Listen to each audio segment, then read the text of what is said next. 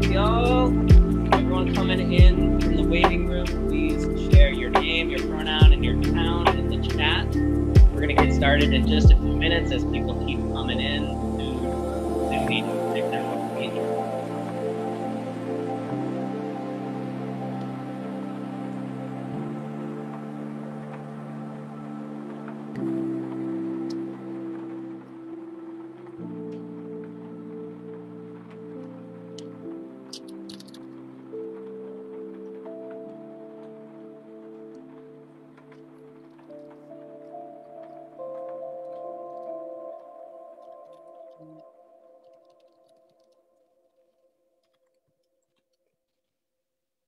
Right.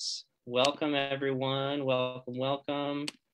I am so psyched to see y'all here tonight for this event. We are going to be talking federal reconciliation bill, super important legislation that's coming up. And we're going to be getting an in-depth expert overview from some of our friends from the national scene. We're going to have leaders speaking to why these issues are so important to us in Vermont and New Hampshire.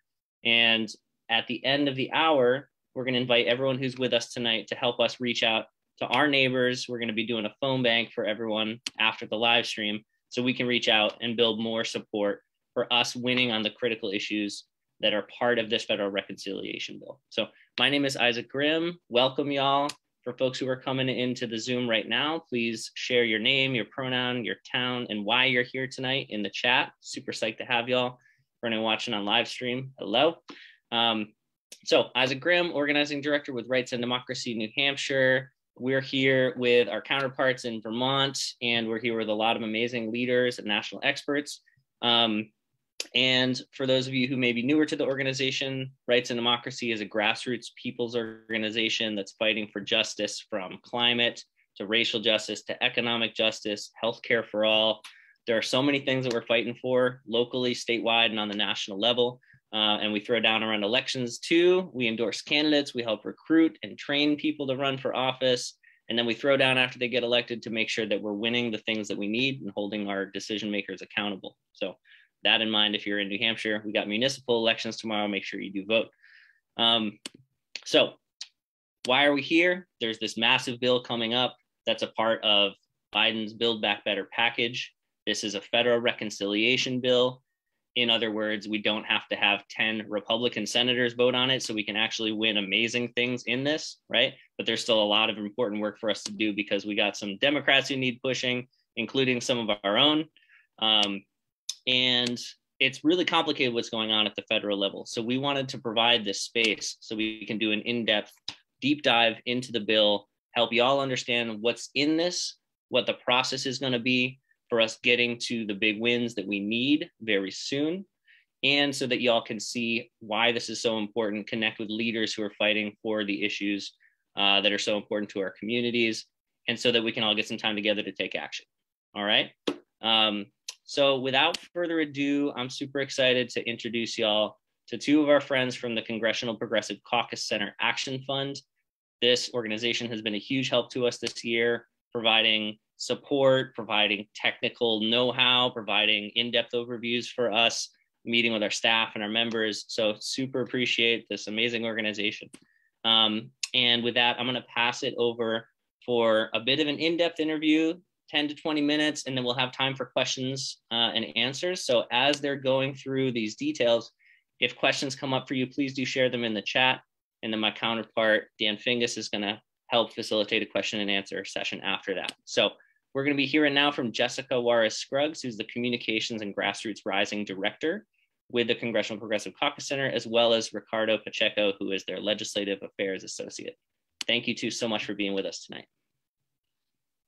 Thanks so much for having us. And just to quickly say who we are, the Progressive Caucus Action Fund is a 501c4 nonprofit, and we work across the progressive movement to unite stakeholders and with, every corner of the movement that we can reach, build movement infrastructure and fight for the policy changes that make a real difference in people's lives. So we've been focusing a lot on Build Back Better lately, and I'm going to turn it over to Ricardo to kind of go through what's there, what's possible, what kind of difference this could make in everyday people's lives, and what to expect next. So thanks so much for having us. Thank you, Jess. Yes, so I'm gonna take some time and go over what's in the bill and kind of just what to expect in these next coming weeks and months as the Build Back Better Act makes its way through Congress. So as we know, President Biden laid out his Build Back Better agenda earlier this year. The House and the Senate passed a budget resolution that paved the way for a $3.5 trillion bill. 13 House committees already approved their titles of the Build Back Better resolution without any poison pill amendments, which is great. Thanks to the organizing around the country, the bill is popular and is moving forward. And this is a marked contrast to this point in the Affordable Care Act in 2009, something that we like to compare it to because it's that big and that historic. Right now, we are in the pre-floor stage. The House is currently negotiating with the Senate. Moderates and progressives within the Democratic caucus are fighting for leverage on the final content of the bill. The goal right now is to push forward for a final bill by the Indigenous Peoples Day weekend. So now I'm just going to dive into what's in this massive $3.5 trillion reconciliation bill. And I'm just going to touch on a few core issues because we can honestly be discussing this bill, for days because it's just it's enormous. So the first issue that I'm going to touch on is on healthcare. So the Build Back Better Act would expand Medicare coverage to include vision benefits beginning in 2022, hearing benefits in 2023, and dental benefits in 2028. The bill would also close the Medicaid coverage gap for lower income individuals in states that didn't expand the program under the ACA, and provide billions of dollars for home and community-based services. The bill would also make the Children's Health Insurance Program, also known as CHIP, permanent, and it would also allow states to increase the income level needed for families to participate in CHIP, meaning that more families can enroll and more children will have access to healthcare. One health priority, however, that was unfortunately voted down during the Energy and Commerce markup last week was on drug price negotiation, which would ensure that pharmaceutical companies do not price gouge Medicare and the consumers. While 3 Democrats joined with the Republicans on the committee to vote down the subtitle, the Rules Committee could insert the language before the bill heads to the House floor. So while it is disheartening to see that 3 moderate Democrats sided with the Republicans, and sided with big pharmaceutical companies, the fight for fair drug price negotiation is not over. And we need to continue pushing for that. And Democrats in the House need to continue pushing for that before the bill heads to the floor for a vote. The next issue I'm going to touch on is on climate.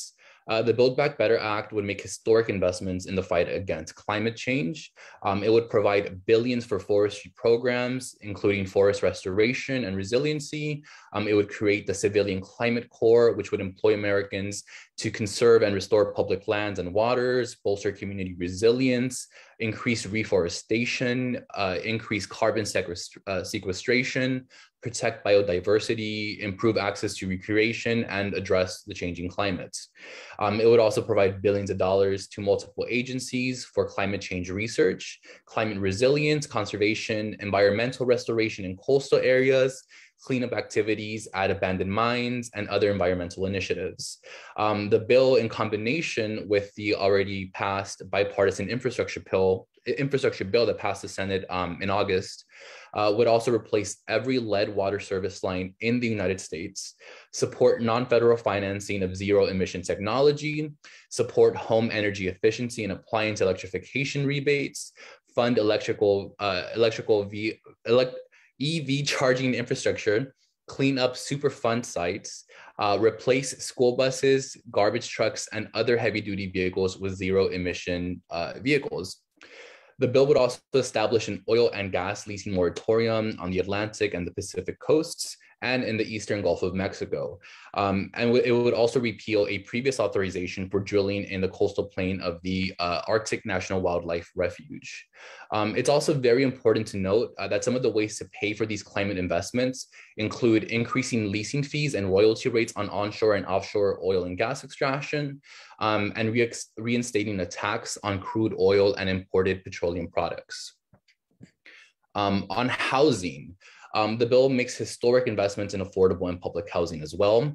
It would provide billions for needs-based public housing programs, the Housing Trust Fund, the Home Investment Partnership programs, so they can fund construction of affordable housing for low-income people, project-based rental assistance. It would also create a down payment assistance, provide down payment assistance to first-generation home buyers, housing choice vouchers and support services, including for those that are at risk of homelessness and survivors of domestic and sexual assaults, and add a new housing investment fund that would leverage private sector investments to create and preserve affordable homes. On childcare, another historic investment in the Build Back Better Act goes towards childcare. This would include funds to ensure that all families can afford childcare by capping costs at a small percentage of family income, which would only be at 7%, and provide free preschool to all 3 and 4-year-olds. The bill would provide billions in state grants to help providers improve childcare facilities and require childcare providers that do receive federal assistance to provide at least a living wage to staff. The bill will also provide billions in child nutrition programs, including expanding eligibility for free school meals and expanding the summer EBT program for children. The bill would also extend the expanded version of the child tax credit through 2025 and make it permanently refundable. And tangentially related to childcare, the bill would also provide up to 12 weeks of paid leave, including for the birth or adoption of a child. On immigration, this is still a fight. The Judiciary Committee did pass a historic provision that would make green cards and a pathway to citizenship available to dreamers who were brought to the US as children, essential workers, TPS holders, and DED or deferred enforced departure recipients as well. The committee also passed provisions that would roll over green cards from year to year, allowing for additional visas to be issued following years when the caps aren't reached. And the committee also passed funds for USCIS to address visa processing backlogs. However, as we learned over the weekend yesterday, the Senate parliamentarian did reject arguments in favor of including these specific immigration provisions in the final reconciliation bill. While this is disheartening and very disappointing, everyone must remember that this is an iterative process. This is just one step in the process. Lots of people were expecting a decision like this, including some Senate Democrats. And Senate Democrats right now are preparing an alternative proposal for the parliamentarian to consider. Unfortunately, we do not have that proposal yet, but it should come out shortly. And again, it's something very disheartening, but as many people are saying, we have multiple bites at the apple. This is an iterative process and we cannot lose hope and must continue pushing to ensure that these immigration provisions are included in the final reconciliation bill. On the minimum wage, as we learned from the past, from the last reconciliation bill, including language to raise the minimum wage was not going to be possible. It was not going to pass the parliamentarian's ruling. While the bill does not raise the minimum wage, it does include funds to increase enforcement of labor violations, and it also imposes new and increased penalties for employees who violate labor laws, which is a huge win for the labor movement. And for workers. And as I already mentioned earlier, some people will see a wage increase, such as childcare providers, which will be required to provide a living wage as condition to receiving some federal assistance. On taxes, this is personally one of my favorites, and that is ensuring that we tax the rich and we make sure that the wealthy pay their fair share. This includes raising the top marginal personal income tax rate to 39.6%, up from 37%, for individuals that make more than $400,000 and joint filers that make more than $450,000. It would also impose a 3% surtax on individuals with gross incomes of more than $5 million. The bill would also increase the capital gains tax rate from 25% to 25% from 20%, so a 5% increase. It would also replace the flat 21% corporate income tax rate with graduated rates of up to 26.5%.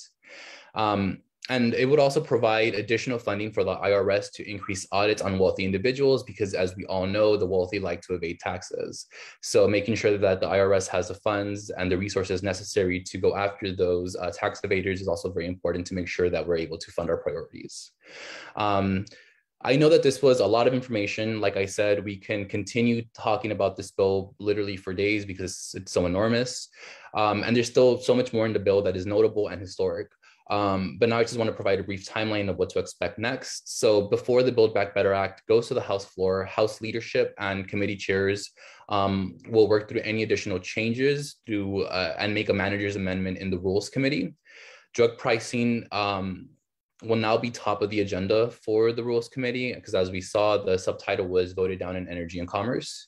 Leadership make clear additional changes to preempt any other bird rule problems in the Senate and bring the text closer to something that Senate Democrats would be able to vote and support for. Once the Rules Committee reports out a rule to consider the Build Back Better Act, the House will vote on that rule and eventually passage of the Build Back Better Act. This week's floor schedule is especially hectic. As many of you know, the House will be voting on the Women's Health Protection Act, NDAA, a continuing resolution to make sure that the government stays funded. We're going to raise a debt limit as well. And it can take some time to work through all the final changes to the House bill. So a vote on the Build Back Better Act could slip into next week. This means that we need everyone to maintain momentum and make sure that this popular bill makes it to the finish line, and to keep pushing to make sure that our priorities are in the final bill as well. So I also want to take this time to shamelessly plug PCAF's DC download, which I work on every week, every Monday, or rather every first day of session every week. So the DC download is our weekly newsletter that provides a rundown of what's going on in the Hill. It provides notable committee hearings. It gives you information on what's going to be on the floor in terms of suspension bills, or bills that are actually going to receive a vote. We also highlight important issues to watch that we need to consider and keep in mind. Also provide some other resources and messaging guidance and key dates that are also coming up, including events, webinars, and anniversaries. So I'm just going to drop the link to the DC download in the chat. And with that, I'm going to kick it over back to you, Jessica. Thank you so much, Ricardo. I just wanted to add one quick thing on the end. As you sort of heard that huge rundown of things that are in this bill, I want everyone to just take a second and recognize that we wouldn't be here if it wasn't for all of the movement building that you all have done. That we had a bill this strong was absolutely not a foregone conclusion. If you had asked me in January if it would have looked like this, I would have said no. And it was because of all of the pushing and all of the building and all of the organizing that you all are doing that means that we've gotten this far. And that's not to say we can rest on our laurels, because we absolutely cannot. But the people power that's been built over the decades of organizing that have come before this moment is why we're here and why we need to keep pushing and get this home. So I just wanted to take a moment, because I think it's so easy to think about how big the needs are in our communities and get and stay focused there, right? And we absolutely need to focus on those huge needs in our communities. But it's easy to lose sight of the fact that we have pushed this so far because of all the power that you all have built. And take a moment, breathe deep, celebrate, and then use that to keep pushing for this last stretch. So I just wanted to remind us all to to take a moment and really think about how big, like the fights on so many of these pieces, each of these individual pieces. Family leave has been decades, right? Like childcare, decades of fighting, expanding Medicare, decades of fighting. So just take a moment, feel that joy, and then like use that to push you forward. Awesome. Thanks so much, Jessica and Ricardo.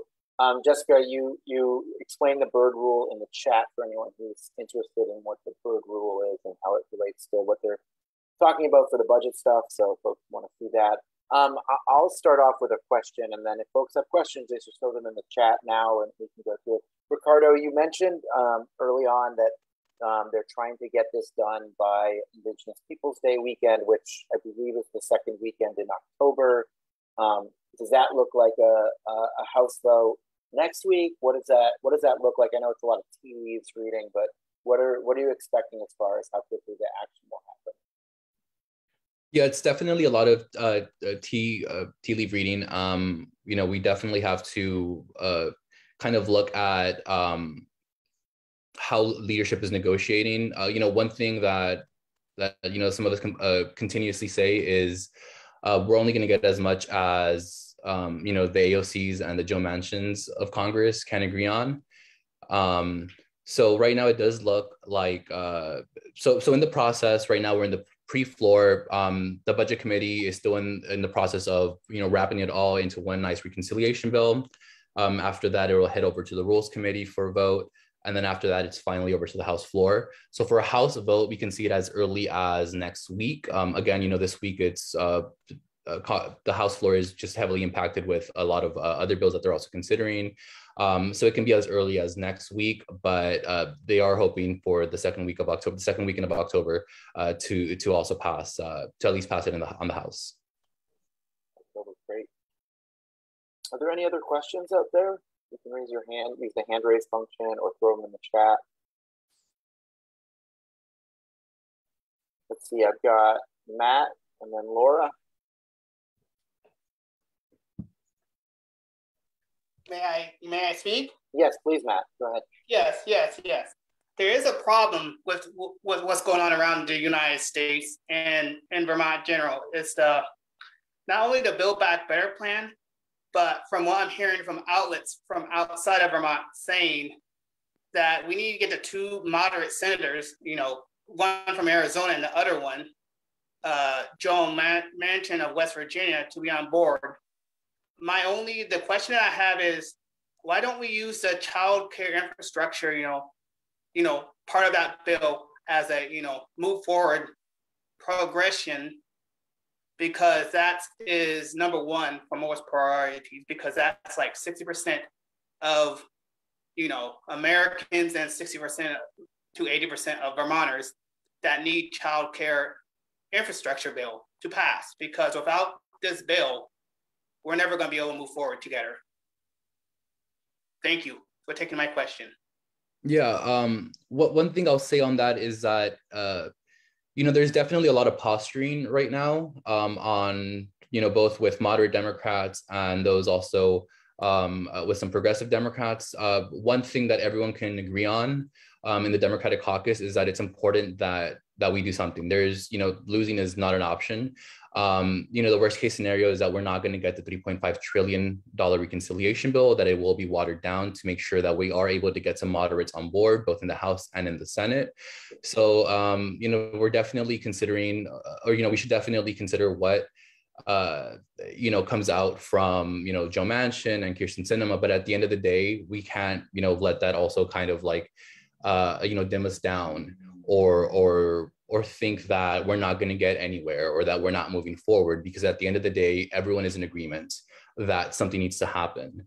And also this package is stronger together. Yes, it would be easy, to kind of, pick some big provisions and move them as a standalone. So that's kind of what they're doing with the bipartisan infrastructure bill.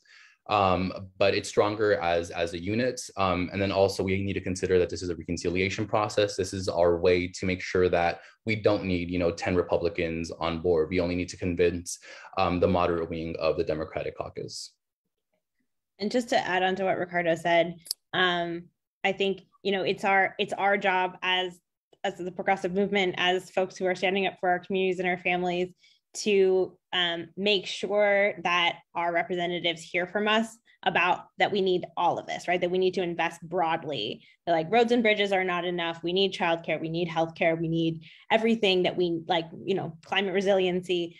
We need to make sure our friends and neighbors have the ability to stay here. All of that is really, really key. And it's like holistically key for us to build back better in a way that like gives everybody the chance to thrive. Because, as big and as bold and as broad as we can make this package, like the more effective it's going to be for our folks. And one of the things that we really need everybody who's on this call, who's taking time out of their evening to like learn about what's happening in this giant bill, is for you to tell all of your friends and family and neighbors who may not be following this bill, because we have really slim margins to work with, right? And like, as Ricardo said, AOC and Joe Manchin have to agree on this bill, right? We can't lose any votes in the Senate.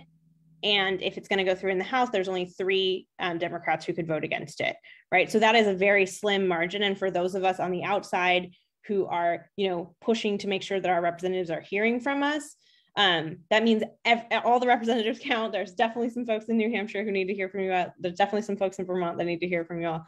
And we can all be like pushing and telling our friends and family, across the country to make sure their voices are heard too. Thanks, Jessica and Ricardo. Laura? I think my question goes along with Matthew's question. Today on the news, there was stating that Manchin wants to push this reconciliation bill out to 2022. Why isn't there any way to stop this man from doing the things he's doing? Take him off a committee, stuff like that. Show him that, he can't be, playing Superman on his own and taking the things that we all want away because he has a different opinion. I want to know how we step forward with him. Yeah, that's definitely a great question. I have the same frustrations with Joe Manchin and Kirsten Sinema and those on the right wing of the Democratic caucus. However,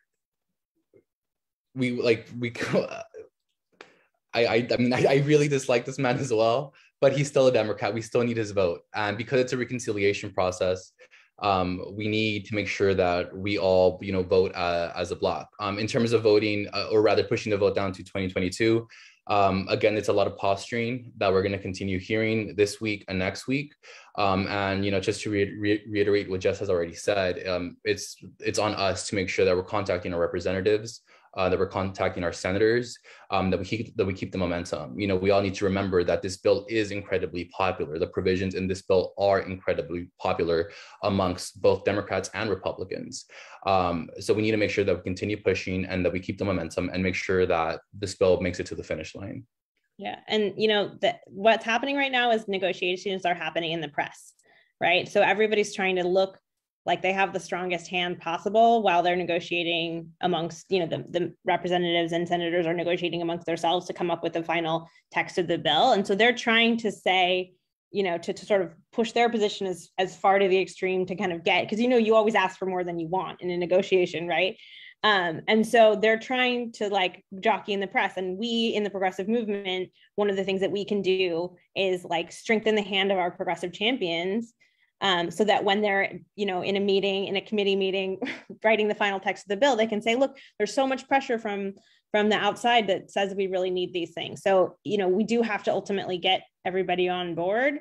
But I wouldn't, we have to take that reality seriously, but maybe not necessarily literally in terms of what folks are saying in the press right now, because they're trying to kind of get the upper hand in the narrative right now.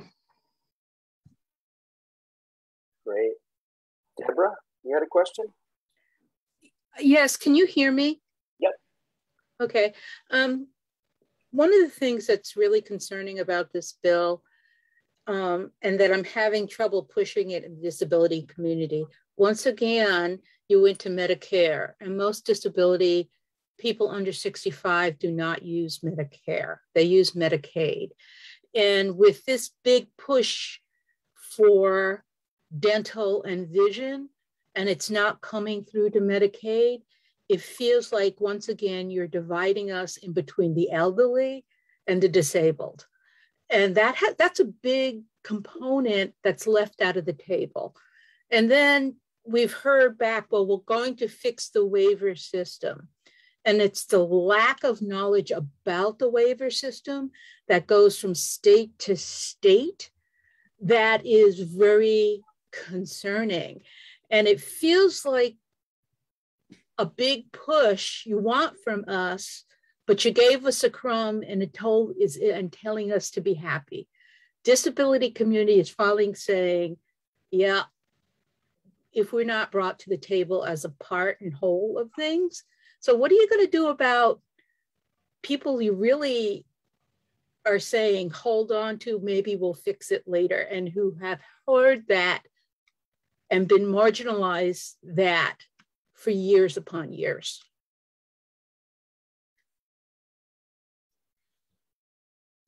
Ricardo, do you want to say a little bit about the home care pieces? Because Deborah, I mean, your point is extremely well taken, and there are definitely parts, like, this is not everything we wanted or everything we pushed for, you know. And I'll say, as like the Progressive Caucus Action Fund, like, we're fighting for Medicare for all. That's what we want. We are going to fight for everything we can get at every single point that helps the most people, and, you know, along the way. But that's our ultimate goal, is Medicare for all, and including, you know, everybody within that range. And I do believe that the more that we can expand Medicare, it's like a step in that direction. And then there are some really important changes around home care that I think are really important within Medicaid. But like, is it perfect? Absolutely not. Is it everything that we want? No. I don't know, Ricardo, can you maybe say a little bit more about? I'm just going to say this so that everybody remembers that has been stated to the disability community over and over again. The reason that we have Medicaid and the ACA is because of the disability community. So, you know, while you say that, and I believe that you're earnest, what you're telling me is that once this goes through, we by ourselves are going to have to march on Washington, because it's not a clear, you know, and that's hard to gain support when you're always having to do that.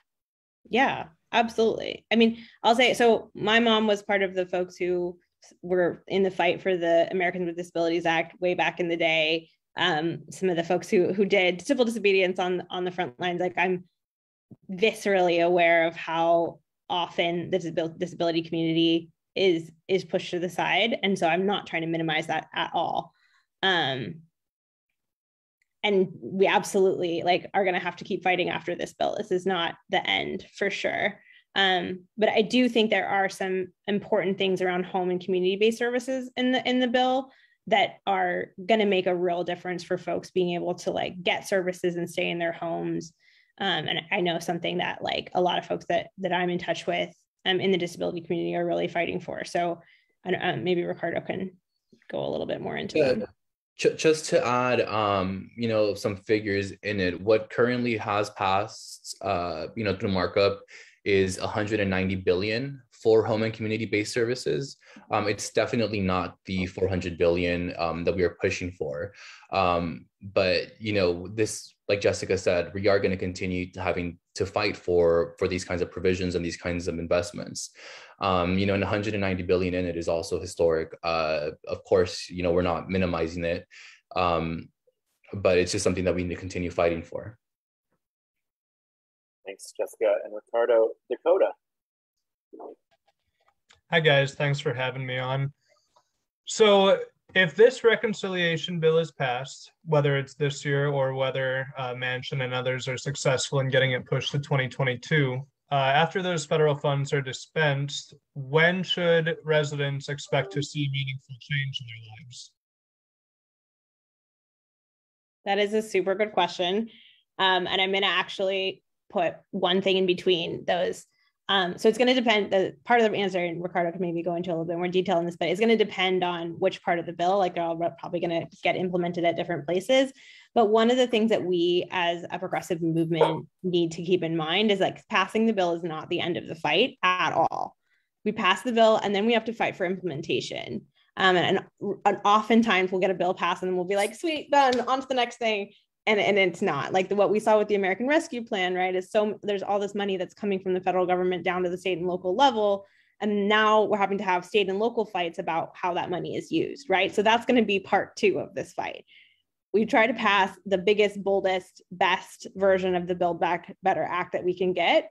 And then all of those programs are going to need to be implemented. And that is going to be a fight on, leaning on the administration to implement it well, leaning on our state and our local government to use that money well and to implement it well.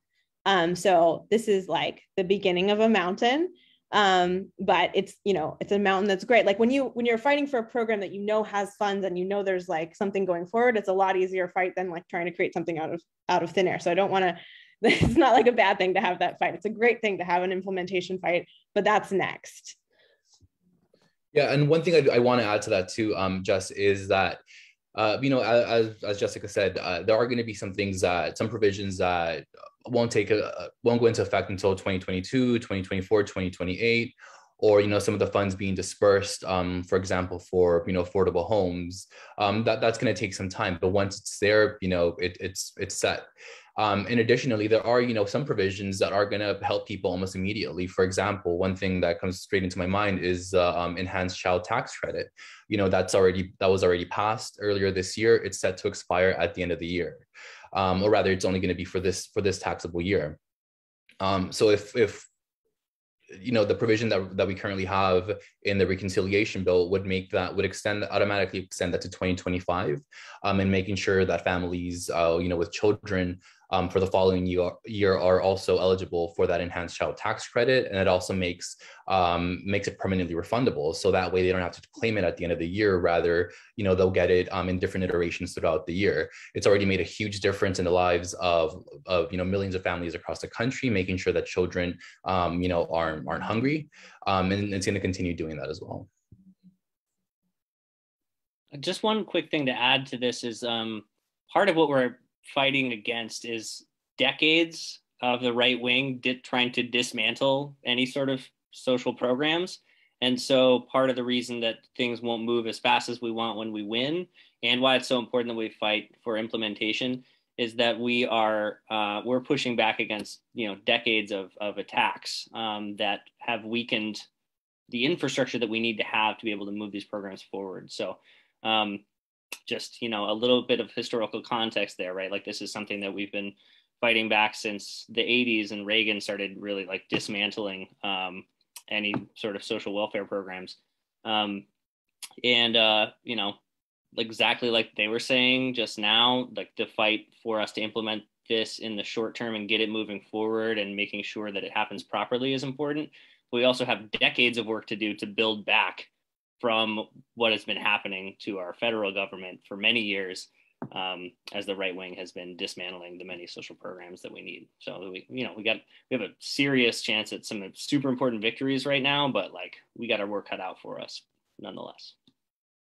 And I'll also say that, in this sort of final stretch where we're really pushing to see what the Build Back Better Act will actually be, right? When this is all up in the air, we have to stay on the ball, because we know that Big Pharma is lobbying overtime to, stop drug pricing from being in the bill. We know that the wealthiest few and big corporations are lobbying hard to not pay for stepped up basis, to not pay capital gains, right? To not pay their fair share. Like they are on it for sure. So we have to be on it as well. Because the pay fors that we get in this bill, because people like to say this bill is $3.5 trillion. It's not actually $3.5 trillion like out of pocket, right? It's like paid for by actually making sure the wealthy and corporations pay their fair share. That's how we're paying for this. It's not like on the credit card of the United States, right? Like these are investments and they have pay fors in them, and the pay fors are making sure the wealthy and corporations pay their fair share, right? And so the more that they're successful in shrinking that, the less we have to work with in getting the programs that our families are counting on, right? And so it's like, that's what's happening right now, is that push-pull. And that's why we need to like really stick the landing here. Thank you, Jessica. Thank you, Ricardo. If other questions do come up, please put them in the chat, and Jessica and Ricardo, for the time that they can stay on, could address them, or other members of our staff. And so next, we're going to be hearing from some of our Vermont and New Hampshire leaders to speak directly to these issues, why they're so important to us here in our states. So about 20 more minutes of us being in this together and on the live stream. And then after that, we have a bunch of calls to action for everyone to throw down on, and for anyone who wants to stick with us to make phone calls so we can get more people taking action with us. So up next, we're going to hear from Laura Lynch. Laura Lynch is a longtime member of Rights and Democracy New Hampshire's Leadership Committee. She has served on our C3 board, the Rights and Democracy Institute. And Laura is one of my heroes because she does all this incredible volunteer work on top of a lot of things that she's having to deal with, from helping take care of her mother to dealing with some real crazy, medicine prices from healthcare issues, which Laura can speak to better than I. So I just want to applaud you, Laura, for joining us tonight, and would love for you to share with us a bit about how Medicare expansion and about how deep funding for home and community-based services can make a difference for you and your family. Thank you so much, Isaac. That was very nice. I started my battle against Medicare and Medicare drug prices back when my husband became ill and ended up on Social Security disability. And when they started the donut hole, it was horrible. They didn't tell the elderly or the disabled or whoever was using the Medicare disability medication that anything that they were buying was marked off in the donut hole at the retail price, not at the price they were paying, not at the price of the co-payment. And there was a couple of drugs my husband had that were over $1,000 a month as far as retail was concerned. So he always met his donut hole like within the first 2 months of the year, which was ridiculous. And then, I am a very pushy person when it comes to finding out knowledge and about things. And I did my educating myself. I learned about getting in contact with insurance companies, getting in contact with pharmaceutical companies as far as paying for this medication that my husband needed to survive. And what my big problem with all this was, they didn't tell the elderly. They didn't tell anybody that this was going to be about retail pricing. It was so hard to explain this to people that, they're giving us drugs, but they're marking them off with the price that the company actually charges rather than the price that we're paying as far as copays are concerned. Since the ACA came along, my husband's drugs have been a little better. Not much, but a little better. And we don't see that donut hole as often as we did in the previous years. Now, step 2, I just took in my mother in the past 2 years with progressive Alzheimer's. And during this year, my husband broke his leg and had a heart attack. So I had healthcare services for him to come in and, take care of him for physical therapy and occupational therapy and all that stuff, only because it was a medical reason. Now I have to deal with my mom.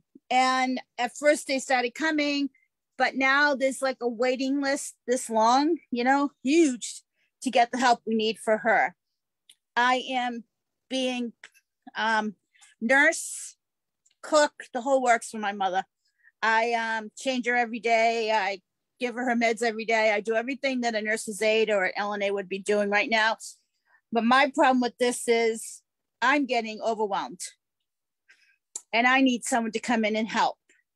I'm getting help right now from any kind of service is either ridiculously expensive or there's a waiting list. And we need to make us this better. I myself am starting to feel like a prisoner in my own home because I can't leave the house. I can't take her with me. Her Alzheimer's gotten so progressive that she'll have a meltdown. She can't be in a car for longer than an hour. And like I said, trying to get help to come in and stay has been a big, I don't know how you call it. It's been a fight, a battle. It's been a big battle. And now I'm lucky that I might be able to get someone to come in every Saturday from 8 to 4:30 from the home health care and hospice in Keene. But they had to hire somebody. And the hiring process was so bad that, they couldn't get someone to come in and work because of the virus and because, people aren't getting paid enough and all this other situations. So you just sit and wait and wait and wait. And then all of a sudden they want you to do all this paperwork, which is crazy. And I'm just saying that I think we really need the services that the bill states. And that's all I have to say. Thank you so much, Laura, for sharing your story and really showing the real struggle that can happen. And obviously this bill is really necessary. We need to see the services that come from it, but it's just a first step in a lot of things that need to get fixed in our healthcare system. And really appreciate your activism and your work in this area. Thank you. Our next speaker is going to be an amazing Vermont youth leader, leader of the Vermont Youth Lobby, youth member of the Vermont Climate Council, and a member of the Vermont Renew's BIPOC Advisory Committee, talking about climate justice. Iris? Hi, yeah, thank you all. Yeah, I just want to chat for a second about climate justice, because I think we all sort of think about the climate crisis in terms of this like sort of future dystopian devastation that we're trying to prevent. And we often talk about how people like will be displaced by sea level rise in the future, and how people will die of heat stroke in the future, and how food will be scarce in the future. But those things are obviously happening right now, and maybe not to you, and maybe not to people but they're happening. And privilege is really like a levee for the effects of climate change, and it blinds you from them, and until they gush into your world, and then all of a sudden you see them because they are affecting you, and we all know that it is happening and it's global, but we don't really see it until it affects us. And when we're not experiencing it as ourselves, we don't see it in the same way. And so we paid some attention, though still not enough, to the water that was enveloping the homes of New Yorkers recently, but the water has been covering the homes of Indigenous people due to climate inaction and this sort of like green injustice for years. And we've really been complicit. I have these classmates that moved here from a small atoll island, and they moved here because the rising sea levels meant that the island literally shrunk and got covered in water and submerged. And that was at least about 6 years ago. And it has been happening for longer, and we weren't paying attention. And more than not paying attention, we weren't taking action. We were not taking the serious steps to reduce our consumption and reduce our negative impacts that we're having on this planet. And so I'm the youth member on the Vermont Climate Council, and we're creating this climate action plan, which is likely going to spend some of the money. And honestly, we should have and could have come out with the climate action plan like this a long time ago. We had most of the technology, and we had most of the science. And in fact, there's been people calling for some of the things that we are going to put into this plan since before I was born. And we're just now getting to it. So that's a bit absurd. And I say that not as a discouragement, but actually as a call to action, because now that I'm part of this process, I know that I do not want to be complicit in that same inaction, and I refuse to be. And we're working on these tight deadlines, and I think it's really important that we stick to them and make sure this process is delayed no further, because in this case, justice too long delayed is not just justice denied, but it's actually active injustice, because every second we wait, we are actively committing more harm. And as we think about intergenerational justice, that is so central and crucial to this work, we have to center other kinds of justice as well, because they're equally important in this work. And that brings us back to the rising water that we've been ignoring in the past, and the climate action plan that's going to affect the future, because for years now, we've been depending on Hydro-Quebec for energy, and we have shifted towards it because we're counting it as green and renewable. But if you take even a fraction of a closer look at it, you would see that those dams are that are making a proclaimed effort to help prevent sea level rise are actually flooding the ancestral lands of Indigenous people like the Korean Innu and destroying their communities and ways of life. And it's leaving them without power or water to drink. And we as a state and as a community are planning to incentivize that behavior through the purchase of that electricity in the name of preventing injustices of climate change. But our climate action plan is likely going to count that energy as renewable, even when it's destroying these communities in the name of protecting ours. And so as we move forward and try to fund plans like the climate action plan, we need to make sure that we're creating a just transition and recognizing the ways that we got into this climate crisis. And the ways we got into it is through this capitalistic rigor that perpetuates many other forms of injustice. And we have to understand that the way we get through this cannot be through the same system. And we also have to act now and fund federal and state action now, because we have to hold ourselves accountable to the future generations and to my generation. And we have to pay attention to the warning signs and tipping points, because we really just can't wait till the water is at our doorsteps and at the doorsteps of the most privileged, because by that time, these marginalized communities are already going to be submerged. And we really just need this investment and these plans, because we can't wait any longer. And that's all. All the snaps. Thank you so much, Iris.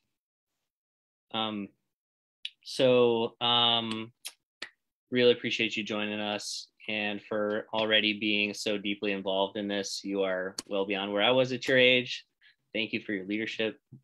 Up next, we're going to hear from Oscar Velasquez, who is an incredible voice, has a radio program of his own, which Oscar, after you speak, you should definitely throw it in the chat so people can know how to follow and how to listen in. But Oscar, we'd love to hear from you why the opportunity we have now to reform our immigration system and to provide a pathway to citizenship is so important to you and your community. Thank you so much, Isaac, and privileged to be here and be amongst all you. My name is Oscar Velasquez. I started a radio show about a year ago called First Gen American. First Gen American is a radio show that explains the trials and tribulations of the swinging pendulum of the countries that our parents have left behind and the countries that we're trying to adapt to but not fully accepted in.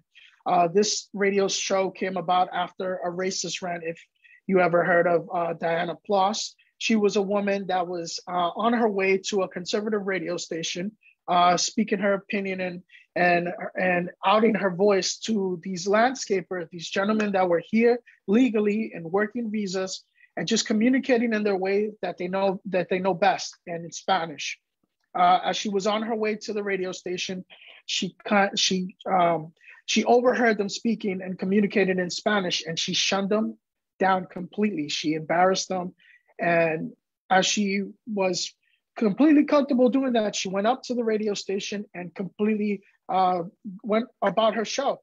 And as she looked over to her producer, who is a Puerto Rican Hispanic male, she said, "What do you think about these landscapers within our community trying to do these barriers and causing traffic? And how do you feel about people that are here that don't speak English?" So the producer said, "No comment."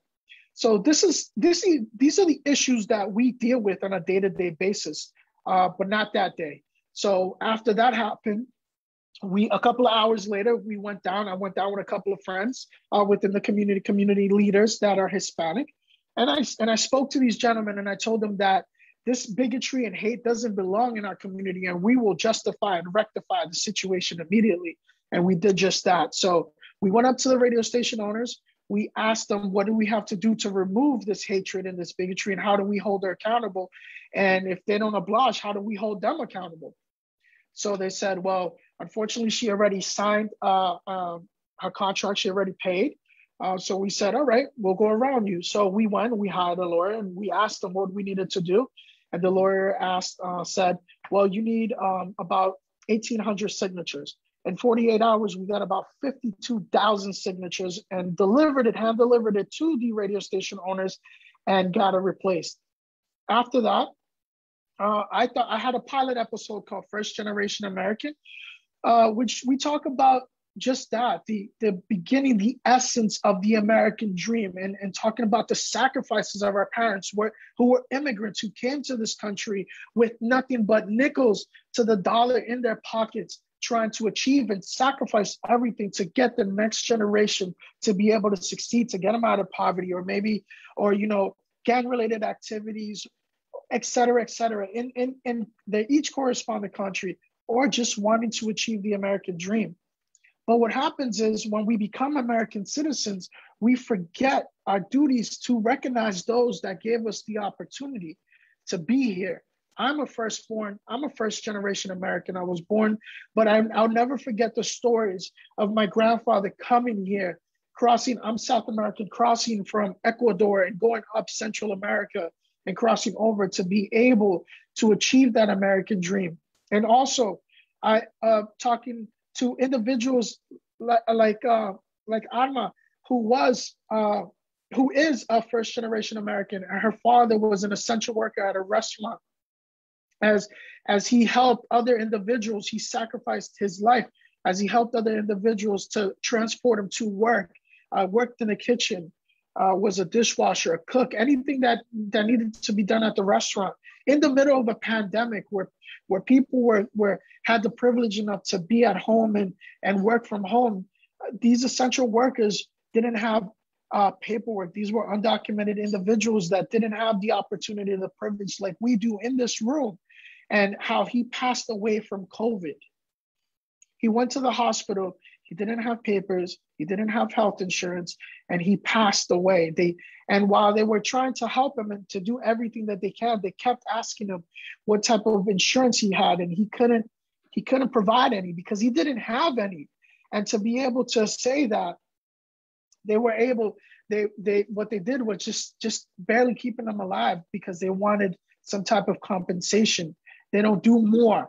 So I think that these stories that need to be heard day in and day out, the opportunity to give these individuals to achieve the American dream, that they contribute to this country, that they fight for us, that there are doctors, there are nurses.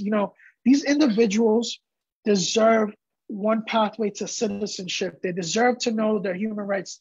After all of this, after a racist bigotry that happened within this community, we opened up a lot of eyes and a new perspective. Now we're working with immigration attorneys to help these individuals that are afraid to speak out and want the knowledge to know what are the human rights. We work with immigration attorneys. We work with representatives like Maria Perez and Manny Espedia to come together and give us a platform and share this platform to educate individuals. And we have changed a lot of perspective, but the work is just not even scratching the surface. We need more to be done, and we need allies.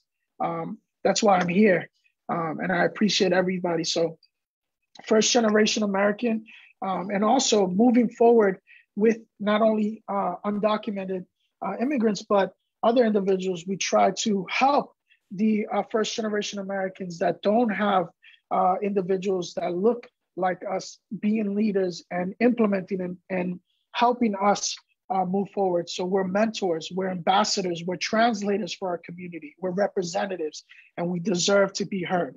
Thank you very much. Thank you so much, Oscar. I am sure I'm not the only one who, hearing that, wants to hear more. Please drop the information about your radio show in the chat. We can hear more from you. Really appreciate you sharing your stories and your passion for immigrant rights, healthcare rights, and everything else.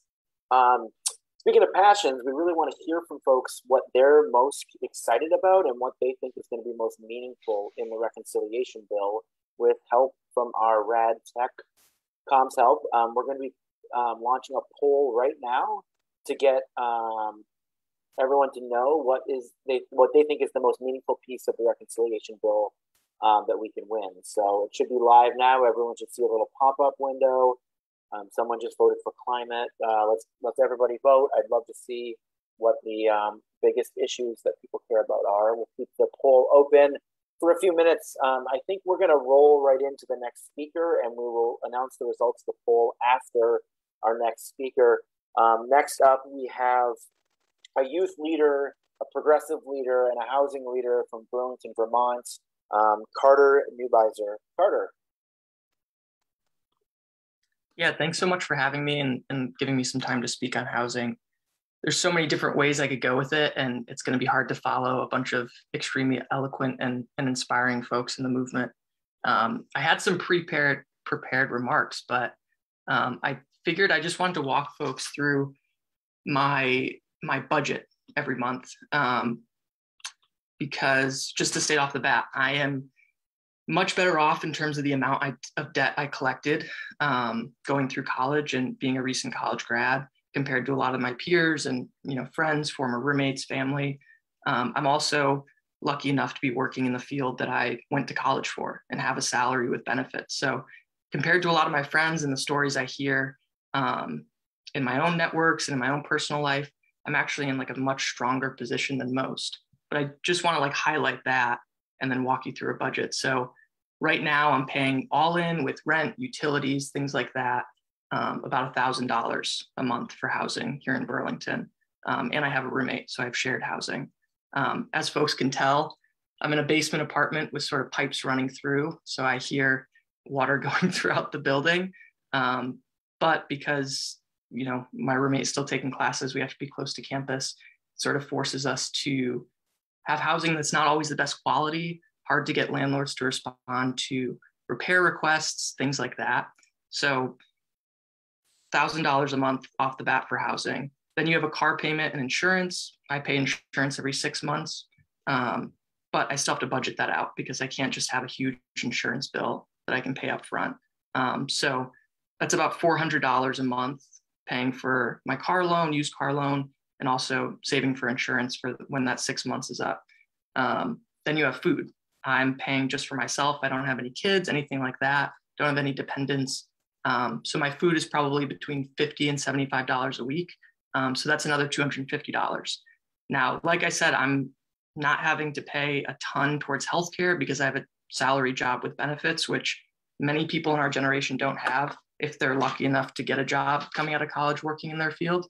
So it basically leaves me with about $250 wiggle room every month, which is, again, I've heard stories that are way, way tighter in terms of monthly budgets. And so I'm really lucky for that. So I take that $250 and I put it away into savings every month and just stack that because I'm trying to save for a down payment or to get ahead on, car loans, student loans, things like that. And I forgot the student loans too, which thankfully I haven't had to pay so far because of the work of congressional progressives and people fighting at the federal level to sort of hold off those loans during the pandemic. But that's going to be another sort of minimum $75. And that's if I want to pay it over 30 years. But hopefully I won't have to pay student loans for the rest of my life. So I'm stuck with about $250 worth of wiggle room. So I've been, I'm stacking it away every month. 3 months to start off the summer, my brakes gave out. So that was $700 or $800 off the bat. And basically half my savings plus a little over half my savings was instantly wiped out by an expense that if I don't do that, I can't continue working at my job because I need a working car. So I just wanted to highlight that for folks because I am talking with a lot of one of my roommates graduated with over $100,000 in debt and now is working at a job that is not in their field. So I want to highlight that to just really ground folks. And oftentimes I hear about conversations with young people, especially around housing, folks really don't understand how tight budgets are, even when young people do what they're supposed to do, quote unquote, and go to college, get a job in their field. It's still extremely tight economically. And I also want to highlight, not only is my savings getting wiped out by those things payments for breaks that I could be using and saving towards a down payment at some point, even to enter the market and get a mortgage is so difficult because I have that existing debt. So the amount I can get for a mortgage is even lower. And in Burlington and Chittenden County in Vermont, the mortgage that I can currently get, I just can't afford to live anywhere, whether that's a single family home or buying a condo even is just super unattainable. And especially right now, it doesn't make much of a financial sense because the housing market is so high that if I buy now, eventually I'm going to sell, and then I'm going to be losing significant amounts of money. So just want to highlight sort of the month-to-month budget of a lot of young people and how that affects our ability to sort of enter the housing market, because the most effective way for me to build wealth, for so many young people to build wealth, for working class folks, for BIPOC folks, historically marginalized groups in our society to build wealth is through home ownership. And the current crisis and the current housing market just doesn't allow for that in a real way. So I really appreciate everybody here being so inspiring and for the work happening on the congressional level. And I'm excited to hear more about how we can plug into that. So thank you. Thanks, Carter, and thanks for giving us a real look at what it looks like and the struggles and how high housing costs and other costs can really make it difficult for people to live their day-to-day lives and make ends meet month to month. Wanted to share the results of the poll with everyone. Climate seems to be the biggest issue that folks are seeing as meaningful in the reconciliation bill, with immigration, wages, and voting rights coming in tied for second. Lots of really important issues happening in the reconciliation bill. $3.5 billion is a lot of money, and these big amounts of money are not only going to impact directly these issues, but it's also going to mean more money to our state governments and to our municipal governments along the way, which means other important fights that we can be had to make sure that money is being spent right in our states in Vermont and New Hampshire. There's lots of ways that folks can get active. We are going to throw a bunch of links into the chat. You'll have already seen that if you have a story about any of the issues that we are talking about tonight, Isaac already threw in how you can share your story in both New Hampshire and Vermont. We also have a link so that you can call or email your member of Congress to encourage them to keep our core planks in the reconciliation bill. It's a simple email click through that you can do. You can also sign up to volunteer with Rights and Democracy, both in New Hampshire and Vermont. We are waging these campaigns in both states, both on the federal and on the state level, and also trying to get good people elected because of these issues. And then we are very fortunate to have a lot of really awesome events coming up in the next couple of weeks. So I will, Isaac, do you want to go through the New Hampshire events because you know them better than I do, or do you want me to just read through them? Sure, I'd be happy to. Yeah. So there's a lot coming up. This is a big moment. So we have a number of events, some virtual, some in person. So every Wednesday we are phone banking from 5 to 7:30. We join together on Zoom and we make calls together around our core issues. What our big focus is right now is pushing to make sure that this federal reconciliation bill is not cut. However, it's a lot of relationship development, a lot of political education of our neighbors. So it's a fun way to just reach out to others in a shared space on Zoom with RAD members and RAD staff. That's this Wednesday and every Wednesday, 5 to 7:30. There also, this Wednesday starting at 7 is going to be a documentary premiere featuring Adi Barkan, who's an incredible healthcare hero. He has ALS and is very restricted in movement and communication due to that, but continues to organize for healthcare expansion, healthcare reform. I highly recommend people join that online premiere, 7 o'clock this Wednesday night. We are also phone banking specifically for the home and community-based services funding that was spoken about tonight by Laura, and an issue that Deb helped bring up. That's every Thursday night from 6 to 8. So if Wednesdays don't work for you, another great opportunity to help make calls. Housing, there is a national update on the fight for ending the eviction, for the eviction moratorium. That's 6 o'clock on Thursday night. And then Friday is a big day. We have climate strikes happening all over the state. So North Conway, Portsmouth, Durham, Concord, whoever keeps sharing the reconciliation poll, stop sharing that. All right, so yeah, North Conway, Portsmouth, Durham, Concord, Nashua, Jaffrey, different times of the day. So you can sign up for whichever one you want. There's one sign up link. And if you find Rights and Democracy, New Hampshire, or New Hampshire Youth Movement, or 350 New Hampshire on Facebook, all of those events are up on our Facebook pages. Those are a lot of the big things happening this week. Those same phone banks and text banks happening at the same times next week. Also, I just want to lift up that next Friday, Saturday, and Sunday is a big weekend of action around the coal power plant in Bow, the only remaining coal-fired power plant in New England, which we need to shut down as soon as possible. So sign up for that and join us. And also there will be a number of women's marches next Saturday, which you can find on our Facebook page, and there's a national event site for those as well. So a ton of stuff coming up. Hope folks can join us. Reaching out to others and getting them to take action with us is also huge. So if there's something you're super excited about, don't only sign up yourself, help share this stuff out, text it to your friends, share it on Facebook, invite people, right? Spread the word. And that's all I want to say about the upcoming events. Dan's going to talk about Vermont events. We're going to have our new immigration justice organizer, Maria, say a few words. And then after that, we're going to close the live stream. And I implore all of y'all to stay on so that we can make some phone calls together to help get the word out and drive more emails and calls to our members of Congress. Thanks, Isaac. Yeah, in Vermont, we have a lot going on as well. Iris mentioned earlier that she's a member of the Vermont Climate Council and that there's going to be a climate action plan that is due December 1st from that Climate Council. And the Climate Council is having public engagement hearings starting tomorrow, and there's a whole series of them across Vermont, including 2 virtual events, Thursday, September 30th and Wednesday, October 6th, that anyone can zoom in on and give their feedback. But there's also events in Lamoille County, in Chittenden County, in Bennington County, and all over the state. So whole list of things starting tomorrow, going through Wednesday, October 6th.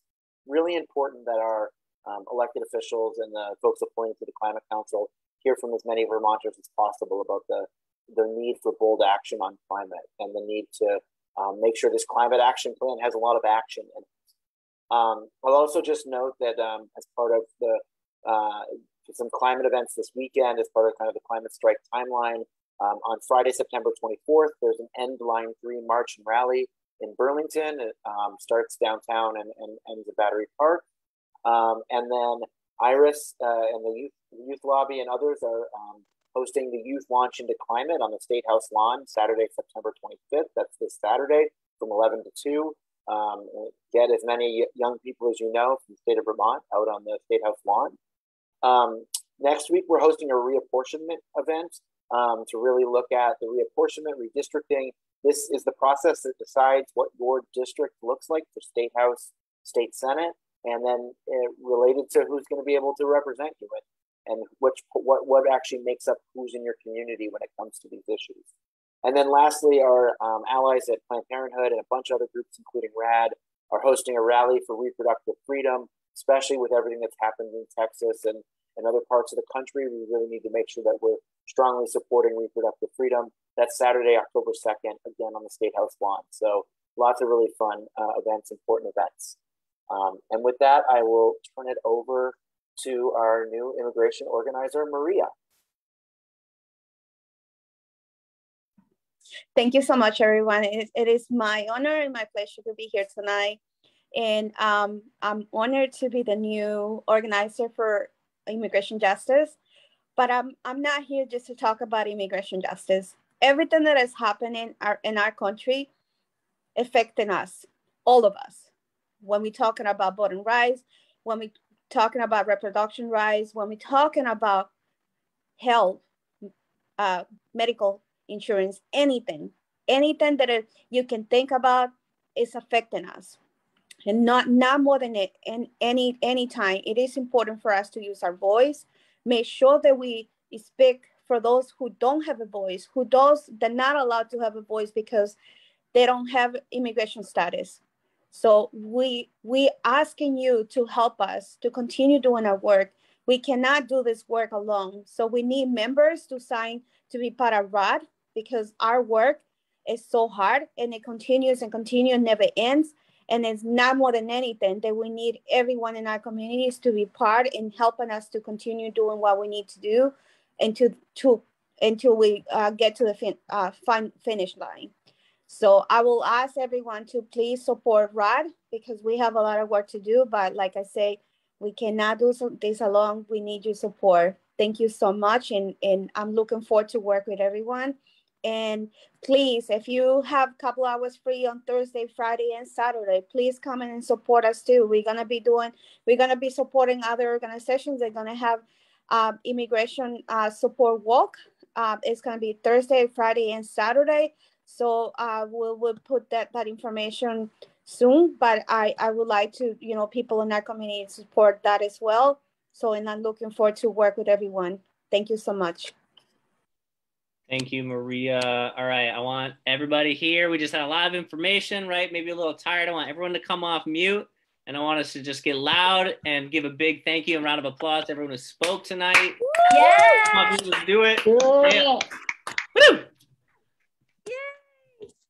All right, so we're going to close out the live stream. We will send a follow-up email with all of these links and ways to take action, but big thing, make sure that you do hit that click to email action form and send an email to your members of Congress urging them to not allow, no cuts to this federal reconciliation bill. We're going to close out the live stream now.